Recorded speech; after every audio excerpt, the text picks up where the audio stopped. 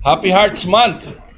Naka-ready na ba ang inyong mga pangregalo? No? Alam niyo po, sa mga kalalakihan, palaging sinasabi ng mga babae, pag binigyan mo ng bulaklak, sabihin, sana pinera mo na lang. Pag hindi mo naman binigyan ng bulaklak, masama ang loob. No? Importante ay talagang maiparamdam natin. Sabi nga po, no, ang pagmamahalan, dapat unang-una, meron kang commitment. Siguraduhin nyo lang na kaya kayo magpapakasal dahil handa kayong makisama sa isa't isa.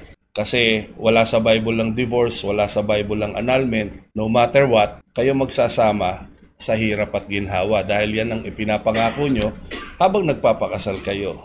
Pangalawa, dapat nagko-compromise. Hindi po pwedeng ikaw lang palagi na susunod. Hello? May mga pagkakataon din na magko-compromise ka na para lang maging masaya yung partner mo. Kahit medyo labag sa kalooban mo, sige na nga. No? Dahil iyon na nagpapatagal ng relationship.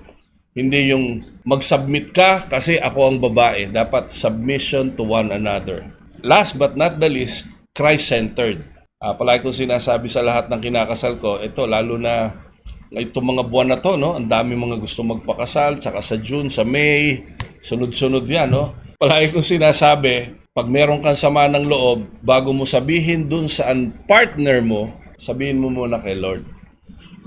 At pag sinabi mo na yan kay Lord, bibigyan ka na ni Lord ng wisdom kung paano po ito sasabihin sa kapartner mo na hindi siya masasaktan at mas mare-restore ang inyong relationship.